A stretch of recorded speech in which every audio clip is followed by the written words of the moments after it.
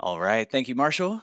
And hello, everyone. Welcome to Fall 2 Data Population live training with CSIS supporting CalPads. My name is Matt Clark, and I'm a trainer here at CSIS, and I'll be one of your presenters today. Also presenting will be Kyron Pagulayan and my colleagues, Marshall Isbell, who you just heard on the ones and twos there, as well as Slyman Ahmed and Nathan Holmes will be operating in the background, providing any additional support we may need via chat.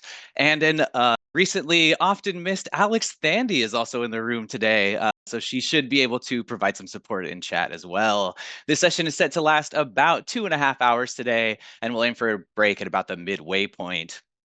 The focus of the Fall 2 data population presentation is to provide guidance for the data submission needed to complete Fall 2. We'll discuss record types, record relationships that will help you with the submission sequence, as well as key data elements. The general purpose of this training is to prepare you for Fall 2 reporting and certification, and to assist you with submitting records for Fall 2. Much of the information covered in this presentation can be found in the Fall 2 reporting roadmap page of the CalPads user manual, including pertinent FAQs, dates, and resources to consult when working on Fall 2. And I'll ask Marshall or one of the guys there to put the link to the Fall 2 reporting roadmap in chat. The CSIS training model was designed to be segmented to provide organization of specific topics and concise delivery. We aim to provide focused trainings with relevant information and instruction. And on the left here, we have the CalPads introduction and basics, which are the prerequisites for the data population sessions, which are submission specific in the fall. We are currently in Fall 2 data population live training. There's also a Fall 1 data population live training, but they are file type specific and end of year. So rather than an end of year pre-data population training, we have a sync SIRS and soft data population, a STAS data population, and the data population trainings for end of year are file type specific. These data population sessions are the prerequisite for the remaining reporting and certification and advanced courses, which we'll offer for Fall 2 in the coming weeks here. Our skill building courses are currently being developed. We do have a couple on the CSIS YouTube training channel now with the guide to CalPAD system documentation and navigating the error list, but we're looking to build out this section of the training catalog in the future. And these courses will be designed to target specific CalPADS competencies and skills. This training, Fall 2 data population, is for individuals that are assigned to CalPads maintenance. Although supervisors aren't able to attend this training through the Bridge LMS in most cases, they are encouraged to watch the video recordings on the CSIS YouTube training channel to gain a good understanding of the work necessary to complete the Fall 2 submission and how to best allocate their staff members' time. This is an intermediate level training. To get the most out of today's training, again, you should have attended the CalPads basics and have attended the orientation training prior to this session. Regarding expectations for this course, this session is intended to reinforce and to clarify key concepts, procedures, and key points of error that LEAs may encounter during the Fall 2 submission. It's highly recommended to watch the Fall 2 data population file type training videos on the CSIS YouTube training channel for detailed information and a discussion of each file type and the submission process. On this slide are the objectives for today's training. The overall objective is listed at the end here. The overall objective is to prepare you for Fall 2 reporting and certification. But in order to do so, we will first show you how to identify the record types and the relevant data elements required for Fall 2. Next, submit the files in sequence for successful data validation. And this uses the manage and maintain data competency.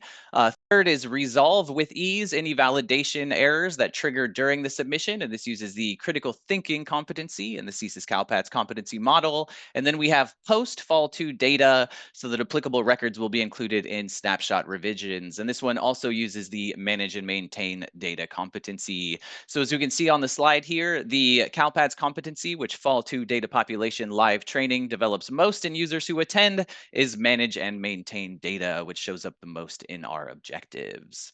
This slide contains the agenda for today's training, so this is how we'll make good on those objectives. We'll start with an overview of Fall 2, followed by an explanation of the data requirements for reporting staff demographics, staff assignments, and course sections, as well as student course section records.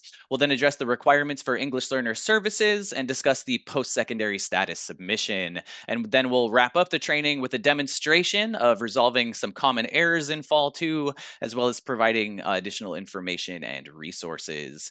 That is quite a bit of material to get through this morning, so I say we go ahead and jump right into our overview of Fall 2. And here we'll discuss some general and background information related to the Fall 2 submission.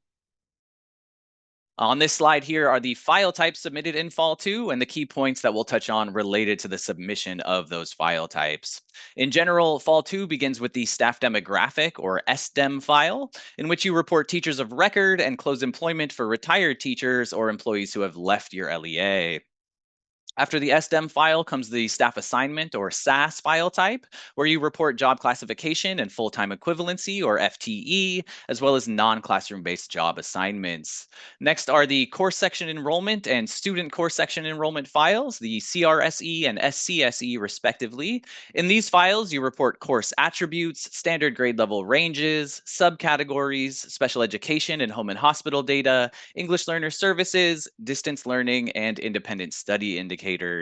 And then finally is the post-secondary status or PSTS file, in which you report post-completion survey results for your graduates and completers who are CTE completers. And this is a very broad strokes overview of what is submitted in Fall 2. Let's now take a look at who is involved in the Fall 2 submission. Like all other CalPADS submissions, Fall 2 can't be done alone, and it takes a data team.